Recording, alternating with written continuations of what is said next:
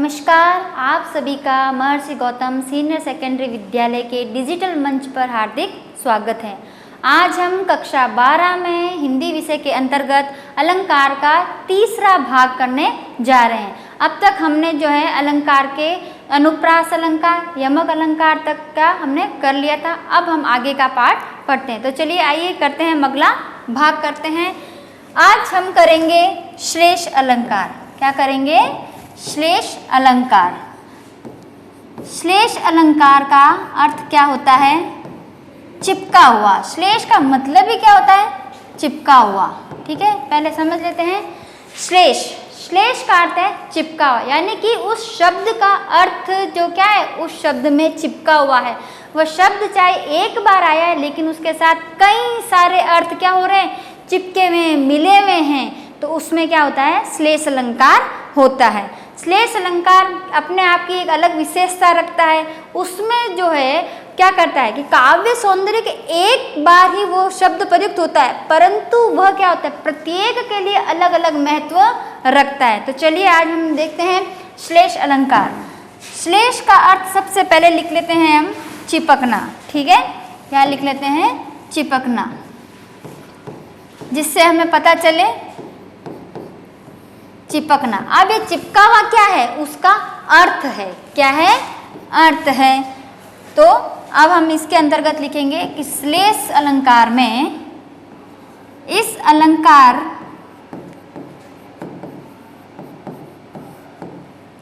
इस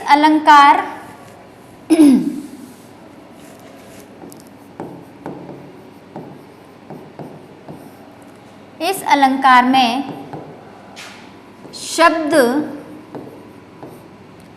एक बार आता है। क्या आता है? एक बार ही आता है, परंतु उसका अर्थ अलग अलग होता है। अलग अलग होता है।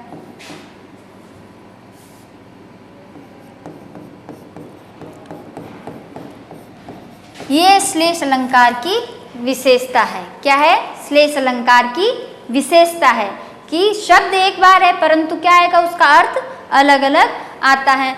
अब हम करते हैं इसका एक उदाहरण, जिसके माध्यम से हम और भी अच्छा समझ सकते हैं। आप लोगों ने ये बहुत बार उदाहरण देखा होगा। रहीमदास जी का दोहा है, बहुत ही अच्छा दोहा है। क्या कहते हैं रहीमदास जी श्लेष अलंकार के अंतर्गत? कि रहीमन पानी राखिए, रहीमन पानी राखिए, बिन पानी सब सून, बिन पानी सब सून। जाहिर सी बात है, बिना पानी तो सब क्या है? खाली ही खाली है। पानी गए न उबरे, पानी गए न उबरे, मोती मानस चून। क्या है? मोती मानस चून। अब यहाँ पर हम इसका एक बार पहले अर्थ समझ लेते हैं, एक बार पूरा, है ना। देखिए श्लेष में क्या है? शब्द एक बार आ रहा है। क्या आ रहा है? शब्द एक बार ही आ रहा है। ध्यान दीजिएगा इसमें। देखिए मैं बार बार कह रही हूँ, शब्द क्या आ रहा है? एक बार ही आता है ना। परंतु उसका क्या? परंतु उसका अर्थ क्या होता है? अलग अलग होता है। क्या होता है? अर्थ अलग अलग होता है। ठीक है, तो देखिए इस उदाहरण के माध्यम से ये हमें ज्ञात भी हो रहा है कि यहाँ पे देखिए इस दोहे में पानी जो शब्द है, क्या शब्द है? पानी जो शब्द है एक बार ऐसे आ रहा है, लेकिन ये जो तीन उदाहरण देखे ना, मोती के लिए, मानस के लिए और चून के लिए। किसके लिए? मोती, मानस और चून। अब देखिए इसमें क्या बताया गया है कि मोती तो आप देखते हैं, मोती के रूप में उसकी क्या होती है? चमक। मोती के रूप में क्या हो जाती है? उसकी चमक हो जाती है। जिस प्रकार एक मोती या कोई गहना जो होता है, उसकी जब चमक चली जाती है तो उसका कोई महत्व नहीं रह जाता है। ठीक है, और उसी प्रकार से मानस यानी कि मनुष्य, मनुष्य का मान सम्मान एक बार चला जाए, इसमें क्या लिया गया है पानी के रूप में, मान सम्मान। तो अगर व्यक्ति का मान सम्मान एक बार चला जाए तो वह दोबारा नहीं आ पाता है, उतनी इज्जत उतना मान समाज में नहीं हो पाता है। और चून, चून का मतलब होता है आटा, आटा भी बिना पानी के नहीं गूंथा जा सकता है, उसको समेटा नहीं जा सकता है, यानी कि उसको अगर समेटना है आटे को तो पानी की आवश्यकता होती है। तो इस प्रकार आपने जाना कि श्लेष अलंकार के अंतर्गत क्या हुआ कि शब्द एक बार परंतु अर्थ अनेक बार, शब्द एक बार अर्थ अनेक बार। ठीक है, अब अगला अपना होता है उपमा अलंकार। कौन सा अलंकार? उपमा अलंकार। देखिए नाम से ही पता चलता है कौन सा अलंकार है, उपमा, यानी कि किसी की किसी से क्या की जा रही है, तुलना की जा रही है। क्या की जा रही है? तुलना की जा रही है। अब आप इसमें देखिए कि जब किसी को किसी के समान बताया जाता है तो उसमें क्या प्रयुक्त किया जाता है, उस जैसा, उस समान, उस सरिस, है ना। यानी कि इसमें पहचान के लिए क्या आ जाएगा, बिल्कुल सही, सा से सी और सरिस सम, बिल्कुल बिल्कुल सही बता रहे हैं आप। तो चलिए अब हम परिभाषा के तौर पर देखेंगे कि उपमा अलंकार किसे कहते हैं। जिस अलंकार में या जिस वाक्य में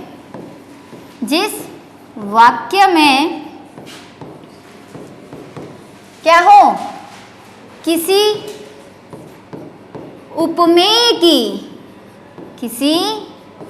उपमेय की तुलना या समानता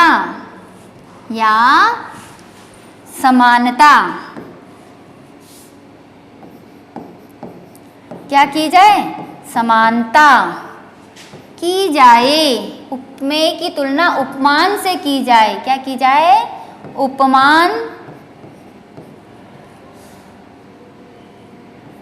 से की जाए। अभी मैं आपको बताऊंगी उपमेय और उपमान भी क्या होता है, ठीक है ना। तो उसके बारे में हम जानेंगे, तब वहां क्या होगा, उपमा अलंकार होगा। तब वहां क्या होता है, उपमा अलंकार होता है। ठीक है, ये होती है इसकी क्या, परिभाषा पूरी होती है, जो कि मैंने अभी आपको लिखाई है। उपमा अलंकार होता है, ये इसकी परिभाषा है। तो अब हम इसके पहले उदाहरण देख लेते हैं, उसके बाद एक बार और अच्छे से समझेंगे, क्योंकि उदाहरण के माध्यम से हम अच्छा जान पाते हैं। कोई भी काम होता है तो हम उसको उदाहरण के द्वारा, किसी के द्वारा समझ के अच्छा सा कर पाते हैं। तो चंद्रमुख सम सियमुख, सम सियमुख। ठीक है, अब और है अगला इसके अंतर्गत, देखिए निकर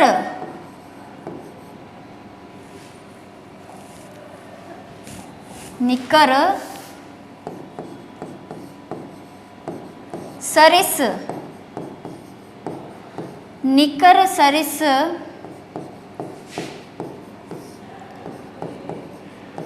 तम जहां। हाँ भाई, अब आते हैं अपन अपने वापस समझने के उद्देश्य पर। उपमा अलंकार, अभी हमने पहले क्या पढ़ा था, श्लेष। अब अपना क्या था, उपमा। जैसा कि मैंने आपको बताया था, उपमा, किसी की उपमा की जाए, किसी के समान बताया जाए, तो वो क्या होता है, उपमा अलंकार होता है। उपमेय, देखिए उपमेय और उपमान, ये दो इसमें देखिए चीजें बताई गई है। क्या बताई गई है, अलग बताया गया है कि क्या होता है उपमेय और उपमान। तो चलिए पहले लिख लेते हैं इसमें उपमेय और उपमान, जिससे आपको अच्छे से और समझ में आ जाए। उपमेय, उपमेय जिसकी तुलना की जाए, क्या हो जाए, जिसकी तुलना की जाए। ठीक है, यानी कि वर्णित वस्तु तुलना की जाए,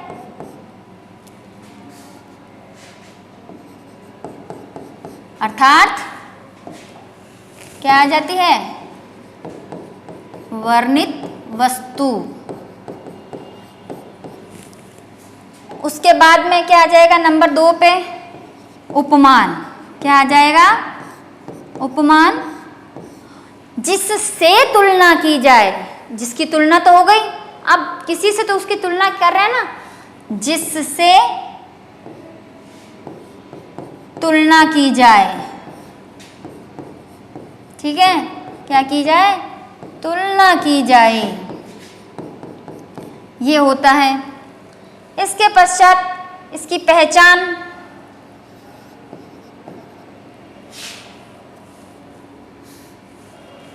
पहले हम उपमान तक का देख लेते हैं, यहाँ तक समझ लेते हैं, फिर अपन इसकी पहचान का भी ध्यान रखेंगे, ठीक है।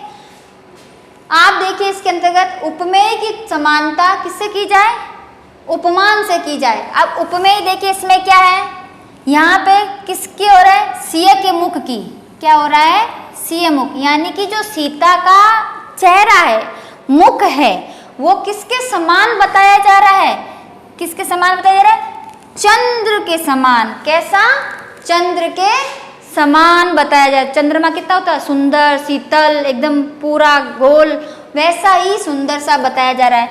निकर सरिसतम, अब इसमें क्या बताया जा रहा है, अंधेरे को इसके अंतर्गत किसके रूप में बताया जा रहा है, एक उसके समान। जिस प्रकार निशाचर रात्रि में भ्रमण करते हैं, उसी प्रकार एक दुष्ट व्यक्ति का स्वभाव बताया जा रहा है। निकर दुष्ट व्यक्ति, तम यानी कि अंधेरा, तम यानी कि अंधेरा, तो यहाँ पर निकर क्या हो जाएगा, उपमेय हो जाएगा। क्या हो जाएगा, उपमेय हो जाएगा। और तम क्या हो जाएगा, उपमान हो जाएगा। क्या हो जाएगा, उपमान हो जाएगा। क्यों, क्योंकि उपमेय क्या कहता है कि जिसकी तुलना की जाए, क्या होता है, जिसकी तुलना की जाए। और उपमान क्या कहता है, जिससे तुलना की जाए, ये होता है अपने उपमान का। अब इसी में आगे देखते हैं इसका पहचान। अभी उपमा ही चल रहा है अपना, पहचान क्या कहती है, कैसे पता चलेगा हमें कि भाई ये उपमा अलंकार है, कि इसको कैसे जाने हम। तो इसको जानने के लिए क्या होता है, सा, से, सी, सरिस, सम,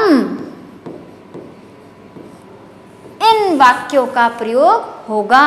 किनका होगा, सा, से, सी, सरिस, सम, इनका प्रयोग होगा।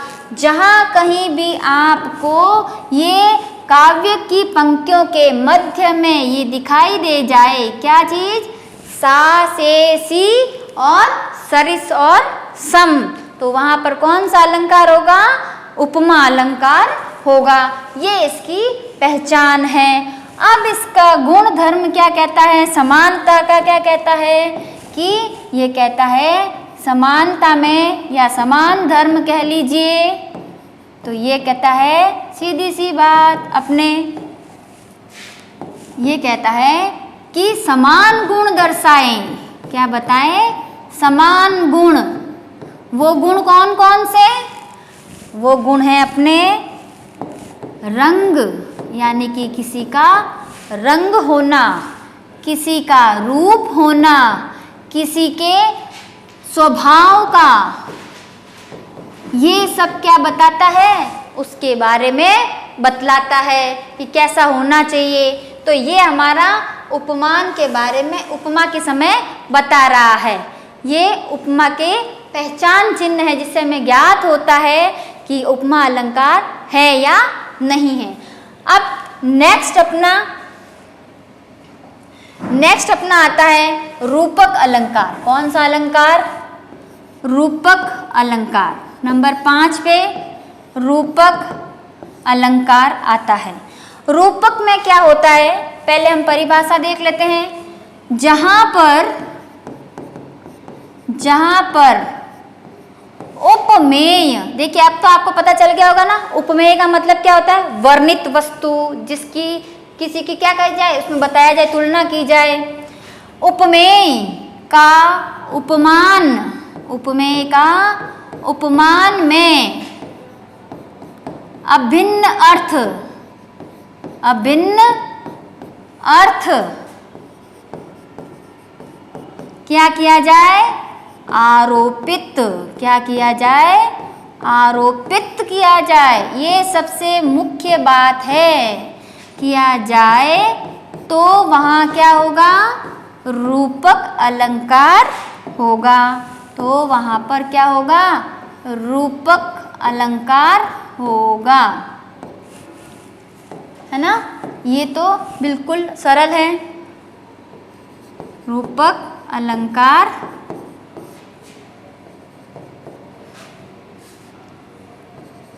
होगा, ये इसकी परिभाषा। एक बार फिर से देख लीजिए उपमेय और उपमान का। उपमेय क्या होता है? वर्णित वस्तु होती है। क्या होती है? वर्णित वस्तु होती है। उपमान क्या होता है? जिससे जिसकी तुलना की जाए, जिसके समान बताया जाए। तो उपमा में तो तुलना की जा रही थी, और रूपक में क्या किया जा रहा है? वो जैसा नहीं है। जैसे कोई कहता है ना कि एक काला व्यक्ति है, उसको काला होगा तो भी हम क्या कहेंगे? नहीं भाई ये तो सांवला रंग का है, गेहुआ रंग का है। यानी कि उसमें क्या किया जा रहा है? वो नहीं है सांवला, लेकिन फिर भी हम उसको कह रहे हैं नहीं भाई तू सुंदर है, तू अच्छा है। तो वो क्या क्या कर रहा है? आरोपित कर रहा है। तो यहाँ पर यही बात क्या हो रही है? आरोपित करने के लिए भाव आ रहा है, इसीलिए वहाँ पे कौन सा अलंकार होगा? रूपक अलंकार होगा। कौन सा अलंकार होगा? रूपक अलंकार होगा। अब रूपक अलंकार के अंतर्गत हम उसके क्या देखते हैं? उदाहरण देखते हैं। क्या देखेंगे? उदाहरण। बहुत ही सुंदर सुंदर उदाहरण है, हमने बहुत अच्छे अच्छे पढ़े हैं। जैसे कि मैया मोहे। मैया, अब मैया का मतलब तो आपको पता ही होगा ना, क्या होता है? माता, है ना? भगवान कृष्ण की बात आएगी अब इसमें, देखिए। मैया मोहे चंद्र खिलौना। क्या? चंद्र खिलौना ले हो। क्या कह रहे हैं अब यहाँ पे? मैया मोहे चंद्र खिलौना ले हो। तो अब इसके अंतर्गत हम क्या देखते हैं कि यहाँ पे चंद्र को कैसे रूप में बताया गया है? एक खिलौने के रूप में। अब चंद्र कोई खिलौना थोड़ी है, लेकिन बालक कृष्ण क्या कर रहे हैं? हट कर रहे हैं कि मुझे तो क्या चाहिए? चंद्र रूपी खिलौना ही चाहिए। अब यहाँ पे किसका रूपक हो गया? ये चंद्रमा को क्या बता दिया गया? रूपक के रूप में। क्या बता दिया गया? ये रूपक के रूप में। क्यों? क्योंकि देखिए ये खिलौना क्या है? उपमेय है। क्या है? उपमेय। और चंद्रमा क्या है? उपमान है। क्या है? उपमान। तो यहाँ पर इसको जबरदस्ती क्या कर दिया जा रहा है? थोप दिया जा रहा है, आरोपित किया जा रहा है कि नहीं मुझे तो चंद्रमा रूपी खिलौना ही चाहिए। अर्थात जहाँ पर उपमेय का उपमान को क्या कर दिया जाए? थोपा जाए या उसको आरोपित किया जाए, तो वहाँ पर कौन सा अलंकार होगा? अपने रूपक अलंकार होगा। बात समझ में आई होगी आपको? ठीक है। अब इसके पश्चात हम देखते हैं उदाहरण अलंकार। क्या देखते हैं? उदाहरण अलंकार। नंबर 6 पे देख लेते हैं। बहुत ही सुंदर और छोटा सा उदाहरण है, अलंकार है। उदाहरण अलंकार। उदाहरण अलंकार में आप देखिए क्या कहता है उदाहरण अलंकार। जहां या जिस पद में किसी बात को, जिस पद में किसी बात को कहने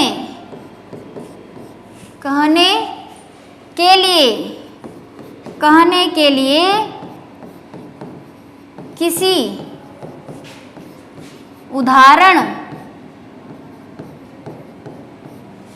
का प्रयोग किया जाए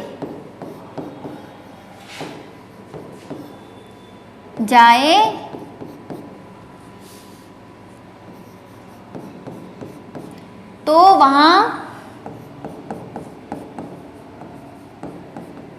क्या होगा? उदाहरण अलंकार होगा, तो वहाँ उदाहरण अलंकार होगा।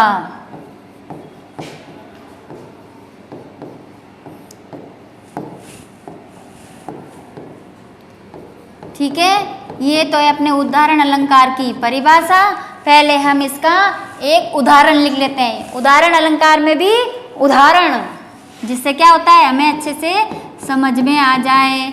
जैसे क्या उदाहरण है अपना, रहीमदास जी की दोहे बहुत है। बड़ा भया तो क्या भया, है ना, बड़ा भया तो क्या भया। जैसे पेड़ खजूर, जैसे पेड़ खजूर,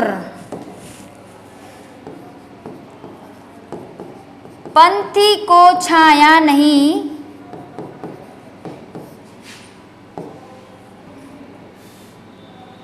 पंथी को छाया नहीं, फल लागे अति दूर।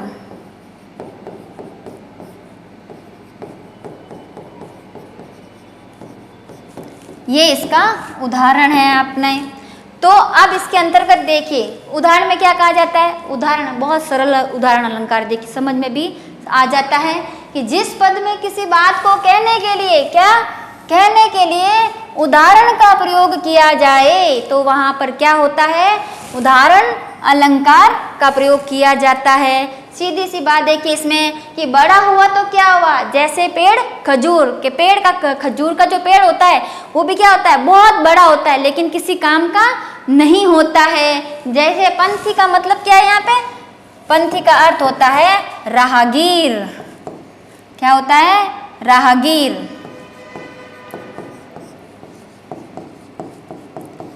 है ना, यानी कि किसी को भी ना तो पक्षी को छाया है और ना ही राहगीर को छाया है, ना ही वो फल देने के लिए, और फल भी कहाँ लगते हैं, बहुत दूर लगते हैं। तो ये तो अपने उदाहरण अलंकार का था। एक बार अपन दोबारा देख लेते हैं कि कौन कौन से अलंकार होते हैं। श्लेष अलंकार, श्लेष अलंकार का अर्थ क्या होता है, चिपकना, यानी कि उसका शब्द में क्या होता है, शब्द का अर्थ क्या होता है, उसके चिपका हुआ रहता है, शब्द एक अर्थ अनेक। ये तो अपना श्लेष अलंकार। उपमा अलंकार, उपमेय यानी वर्णित वस्तु की तुलना किसी और वस्तु से की जाए, वर्णित वस्तु की तुलना किसी और के समान बताई जाए। वहाँ पर क्या आ जाएगी पहचान, सा से सी सरिस सम, समान गुण, किस किस के गुण बताएगा, किसके समान बताएगा। रंग रूप और स्वभाव, रंग रूप और स्वभाव, रूपक अलंकार नहीं है, फिर भी उस बात को क्या किया जा रहा है, आरोपित किया जा रहा है। जैसे मैया मोहे चंद्र खिलौनों ले हो, अर्थात चंद्रमा को किस पे आरोपित कर दिया, खिलौने के रूप में आरोपित कर दिया। उदाहरण में यही बताया गया है कि किसी भी बात को कहने के लिए, समझाने के लिए, जिसमें क्या किया जाता है, उदाहरण का प्रयोग किया जाता है। ये अपने कितने अलंकार हो गए, 6 अलंकार हो गए। बाकी का हम जो है इसमें अभी 2 और अलंकार बचे हैं अपने, विरोधाभास अलंकार है, ठीक है, और एक और अलंकार है, उसका हम आगे के बारे में पढ़ेंगे। अब तक के जो समझ में आए होंगे, मैं उम्मीद करती हूँ बहुत अच्छे से जाना होगा, आप लोगों ने समझा होगा। धन्यवाद।